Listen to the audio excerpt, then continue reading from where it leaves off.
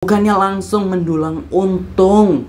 Lagi-lagi proyek warisan Jokowi ini justru bikin pemerintah sekarang ini kelimpungan gitu ya. Kelimpungan nyari duitnya dan justru malah lempar-lemparan. Yes, karena proyek yang kita ketahui ini yaitu kereta cepat ini masih boncos nih. Per tahun dikabarkan boncos dari kereta cepat ini mencapai 2 triliun rupiah, sekitar angka itu.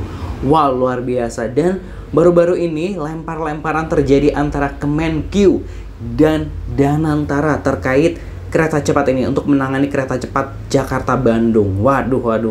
Kayak gini mau dilanjut nggak nih? Lanjut apa enggak gitu ya? Langsung aja kita coba reaction pemberitaan dari laman Instagram Republik Merdeka Online gitu ya. Seperti apa Positive People?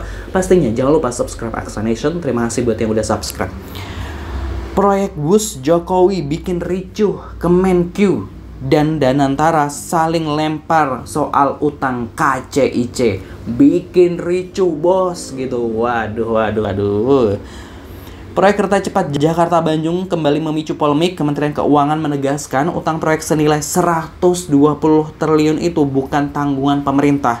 KCJB itu kan bisnis to bisnis, jadi tidak ada utang pemerintah karena dilakukan oleh badan usaha, konsorsium badan usaha Indonesia dan Cina, di mana konsorsium Indonesia dimiliki oleh PT KAI, kata Dirjen Pengelolaan Pembiayaan dan Risiko Kemenkyu Suminto pada Jumat 10 Oktober 2025 kemarin. Ia menjelaskan proyek dijalankan oleh KCIC dengan kepemilikan 60% pihak Indonesia melalui PT KAI dan BUMN lainnya serta 40% oleh perusahaan Cina. Dari total investasi, 75% didanai pinjaman Bank Pembangunan Cina atau CBD dan sisanya dari modal KCIC. Namun Chief Operating Officer Danantara Doni Askaria mengusulkan opsi agar sebagian utang infrastruktur dialihkan ke APBN dengan skema pemerintah mengambil alih aset KCIC dan menjadikannya Badan Layanan Umum atau BLU. Usulan itu langsung ditepis Menteri Keuangan Purbaya Yudi Sadewa. Ia menegaskan tanggung jawab penuh ada pada Danantara gitu ya. KCIC itu di bawah Danantara kan, seharusnya mereka sudah punya manajemen sendiri, sudah punya dividen sendiri, rata-rata setahun bisa dapat 80 triliun atau lebih. Harusnya mereka manage dari situ, jangan sampai kita pemerintah lagi gitu ya, ujar dari Purbaya. Waduh, tuh kan mulai kelihatan nih gitu ya paniknya pemerintah gitu karena kalau nggak punya duit gitu ya soal pengelolaan KCIC. Nah kemarin kan ada isu juga bahwa katanya mau dilanjut nih gitu sampai Surabaya lah dan sebagainya. Yang Jakarta Bandung aja belum beres bos, masih boncos gaya-gayaan Jakarta Surabaya gitu kan ya. Padahal kita tahu bahwa ketika KCIC ini dibangun terjadi perdebatan dulu, terjadi usulan bahwa lebih baik nggak usah dan lain sebagainya, tapi sepertinya tidak didengarkan dan mungkin ini jadi jawaban akhirnya gitu. Kita lihat komentar-komentar netizen seperti apa, langsung aja nih Positive People. Lah kok bingung, Jokowi aja yang bayar. Waduh dah. Bisa-bisanya ya netizen kita. Ya umat termul dungu suruh bayar mereka yang musuhin kita atas ketidaksetujuan dulu gitu ya. Suruh bayar Jokowi sama Luhut diingetin pada ngeyel, rakyat yang jadi korban lagi bayar utang mereka menang banyak gitu ya.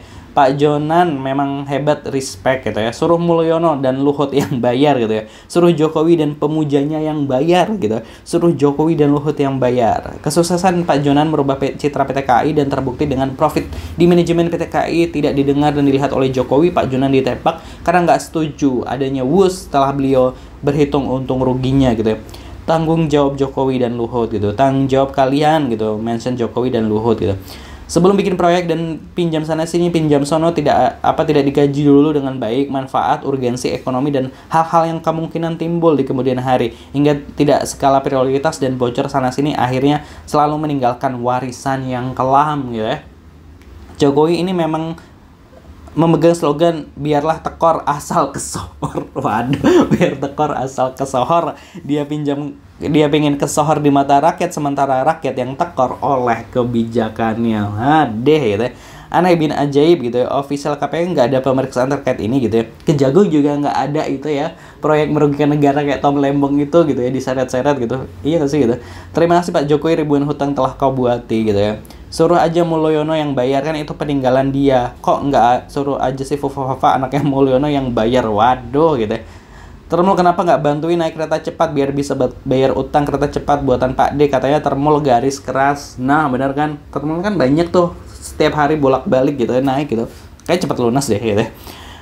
Sudah diingatkan sama Pak Ignatius Jonan malah ngeyel, tapi tetap melanjutkan awalnya dengan pongah mengatakan tidak pakai APBN, malah membengkak dari perkataannya gitu ya. Masih heran saya yang masih bila Jokowi sekarang aja yang dipikir Pilpres 2029 dan anaknya. Ya itu tadi ya positive people, aduh komentar netizen gitu ya, pasti kan apa ya, kayak kapokmu kapan gitu, karena kayak kemarin kan udah diinget-ingetin gitu soal kereta cepat ini gitu kan ya, nah tapi tetap ngeyel, bangun aja gitu. Ada yang komen tadi biar tekor asal kesohor gitu kan ya. Aduh, parah.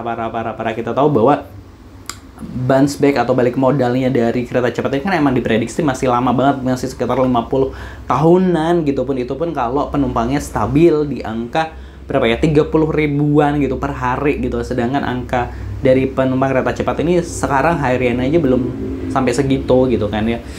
Nah itu tadi ya, jadi sekarang ketahuan kan lempar-lemparan kalau pemerintah nggak punya duit untuk kereta cepat ini gitu ya.